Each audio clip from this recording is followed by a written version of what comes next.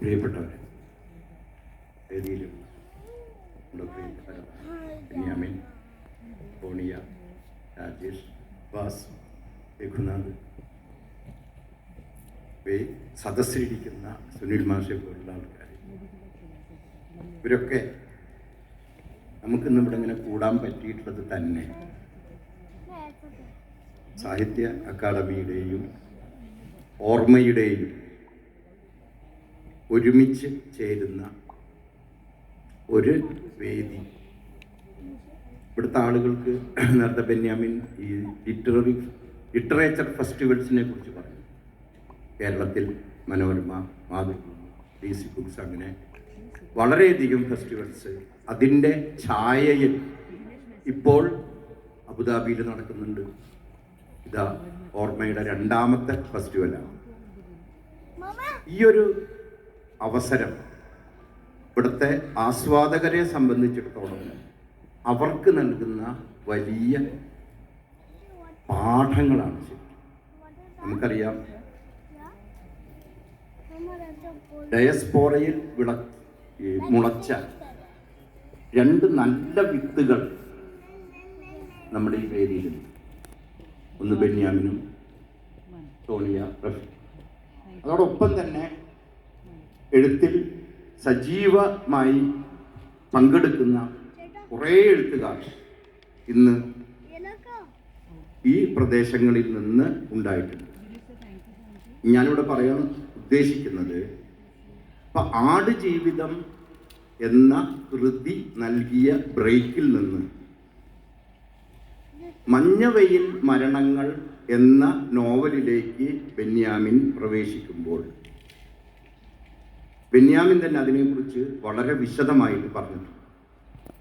ഒരു കഥ, ഒരാശയം, ഇപ്പോൾ ബഹ്റിനിലെ തൻ്റെ ജീവിത അവിടെ ഉണ്ടായിരുന്ന ആ ഒരു അന്തരീക്ഷത്തെ മറ്റൊരു രൂപകം ഉപയോഗിച്ചുകൊണ്ട്, അല്ലെങ്കിൽ അതൊരു ഡീഗോ ഗാർഷ്യ എന്ന ഒരു യഥാർത്ഥത്തിലുള്ള സ്ഥലമാണ്. പക്ഷേ അതിലുള്ളതൊക്കെ യഥാർത്ഥത്തിൽ നമ്മുടെ മുമ്പിൽ ആ ഡീഗോ ഗാർഷ്യ ഉണ്ട്. പക്ഷെ അതിൽ പറഞ്ഞിട്ടുള്ള കാര്യങ്ങളൊന്നും അവിടുത്തെ കാര്യം ആവണമെന്നില്ല. ഞാനിപ്പോൾ എനിക്ക് ഒരു വേർഡ് പെട്ടെന്ന് സംശയം വന്നപ്പോൾ ബെന്യാമിനോട് തന്നെ ഞാൻ ചോദിച്ചത്, ഇപ്പോൾ ഫിക്ഷൻ, ഫാൻറ്റസി, ഫാക്ട് വെച്ചാൽ ഒരു ഫാക്റ്റ് ഫാൻറ്റസി ചേർത്ത് ഏത് രീതിയിലേക്കാണ് അതിനെ മാറ്റിയെടുക്കുന്നത് എന്നുള്ള ക്രാഫ്റ്റിൻ്റെ രസതന്ത്രം വളരെ മനോഹരമായിട്ട് DC ബുക്സിൻ്റെ ആ ഫെസ്റ്റിവലിൽ ബെന്യാമിൻ പറഞ്ഞിട്ടുണ്ട്. ഈ ഒരു മീറ്റിങ്ങിൽ പങ്കെടുക്കേണ്ടി വന്നപ്പോൾ അത് നിർബന്ധമായിട്ട് കേൾക്കണം എന്ന് വിചാരിച്ചുകൊണ്ട് തന്നെയാണ് ഞാൻ അതിരുന്ന് കേട്ടത്. നമ്മളെപ്പോഴും ശ്രദ്ധിക്കേണ്ട ഒരു കാര്യം,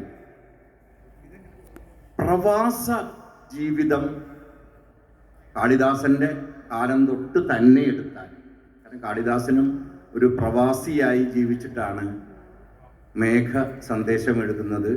ഉജ്ജയിനിയിൽ ഒരു പ്രവാസിയായി ജീവിച്ചിട്ടാണ് തൻ്റെ മഹത്തായ കൃതികളൊക്കെ എഴുതിയിട്ടുള്ളത്. പിന്നെ നമുക്ക് പോയി കഴിഞ്ഞാൽ ഡൽഹി, കൽക്കട്ട, ഇവിടെയൊക്കെ ഏത് രീതിയിലാണ് അവർ തങ്ങൾക്ക് കിട്ടിയ ജീവിതത്തെ പലതരത്തിൽ പ്രയോജനപ്പെടുത്തിക്കൊണ്ട് മഹത്തായ സാഹിത്യകൃതികൾ ഉണ്ടാക്കിയിട്ടുള്ളത് എന്ന് നമുക്കറിയാം. അവിടെയാണ് ബെന്യാമിൻ തന്നെ ആരും പറയുന്നുണ്ട്, ഈ സുഖമില്ലാതെ കിടക്കുന്ന സമയത്ത് ഒരു വശത്ത് 2ാമത്തെ പുസ്തകത്തെക്കുറിച്ചുള്ള ആങ്സൈറ്റി, അതോടൊപ്പം തന്നെ ശരീരത്തിൽ നേരിടുന്ന പ്രശ്നങ്ങൾ. പക്ഷേ ബോധം വരുമ്പോഴൊക്കെ ഈ നോവലിനെ കുറിച്ചാണ് ചിന്തിച്ചു കൊണ്ടിരിക്കുന്നത്.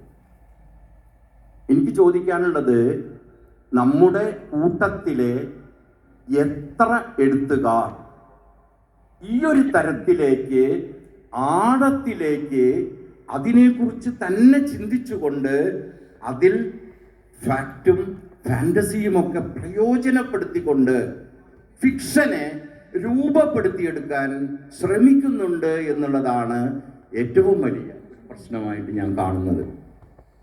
ബെന്യാമിന് ലോകം മുഴുവൻ അംഗീകരിക്കപ്പെടുന്ന അവസ്ഥയിലേക്ക് വളരാൻ കഴിഞ്ഞിട്ടുണ്ടെങ്കിൽ അതൊരു കഠിനാധ്വാനത്തിന്റെ കഥ കൂടിയാണ്.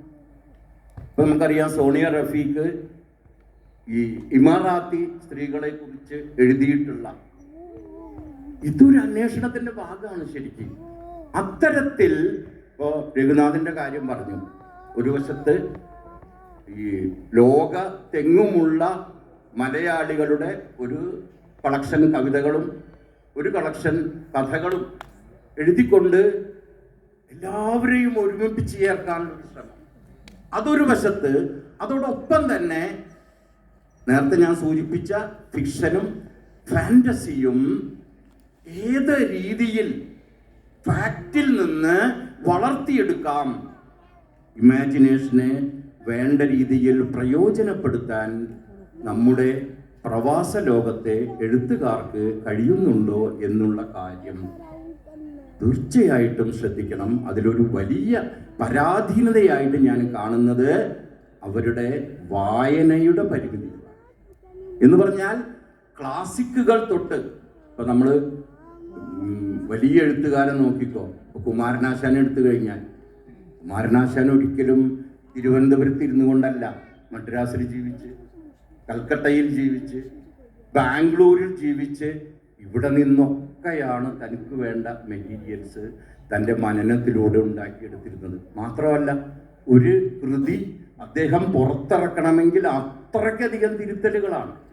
ഒരു കൃതിയൊക്കെ ചിലപ്പോൾ 2 വർഷം 3 വർഷമൊക്കെ എടുത്തിട്ടാണ് കുമാരനാശാൻ പ്രസിദ്ധീകരിക്കുന്നത്.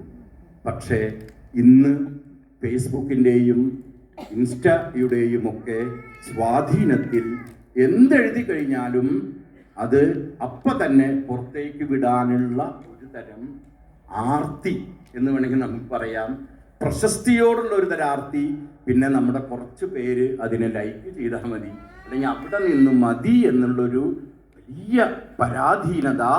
ഇതിന് ലോക മാനവികതയുടെ മനുഷ്യരുടെ മുഴുവൻ പ്രശ്നങ്ങളാക്കി മാറ്റാൻ നമുക്ക് കഴിയണം എന്ന ചിന്ത പലപ്പോഴും ഉണ്ടാകുന്നില്ല എന്നുള്ളത് വലിയ ഒരു പ്രശ്നമാണ്.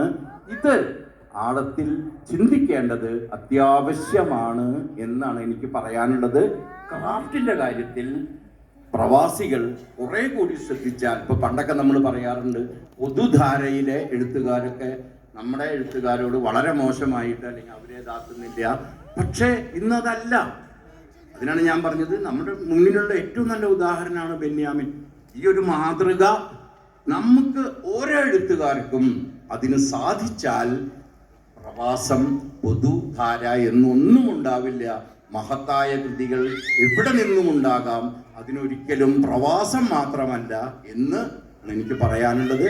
ആ രീതിയിൽ വായന കൂടുതൽ, മനനം കൂടുതൽ, പഠിക്കൽ കൂടുതൽ, ക്രാഫ്റ്റിനെ കുറിച്ച് പഠിക്കൽ, ഇതൊക്കെ ചെയ്യുക എന്നാണ് എനിക്ക് പറയുന്നത്.